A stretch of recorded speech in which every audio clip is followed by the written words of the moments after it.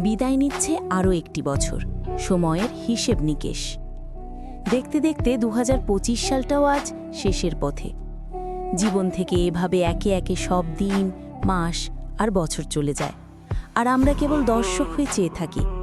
সত্যিই তো, সময় কারো বাপদাদার নয়, সে কারোর জন্য বসেও থাকে না। একটা বছর কিভাবে যে কেটে গেল বুঝতেই পারলাম না। ঠিক যেন গতকালই নতুন বছরের ডায়েরি খুলছিলাম, আর আজ তার শেষ পাতা উল্টানোর পালা। এই ১২টা মাস শুধুই ক্যালেন্ডারের পাতা ছিল না, এ ছিল কিছু স্মৃতি, কিছু অভিজ্ঞতা, কিছু হাসি আর কিছু কান্নার সমষ্টি। কিছু সম্পর্ক গভীর হলো, কিছু হয়তো দূরে সরে গেল, কিছু স্বপ্ন পূরণ হলো, আর কিছু রয়ে গেল অপূর্ণতার খাতায়। অনেক নতুন মানুষের আগমন ঘটল জীবনে, আবার কিছু প্রিয় মুখ হারিয়ে গেল সময়ের স্রোতে।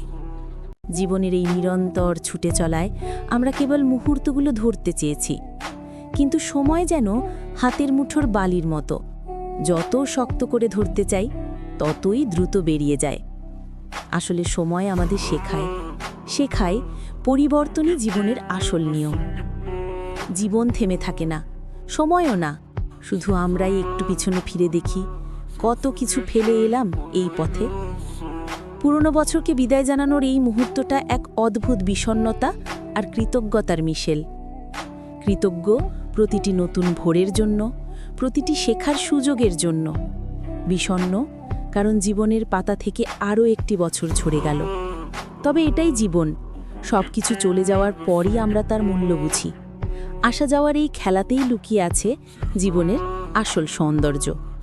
বিদায় ২০২৫, সঙ্গে নিয়ে গেলাম তোমার ভালো মন্দ সব স্মৃতি। সামনে আসুক নতুন সম্ভাবনা, নতুন এক ভোর।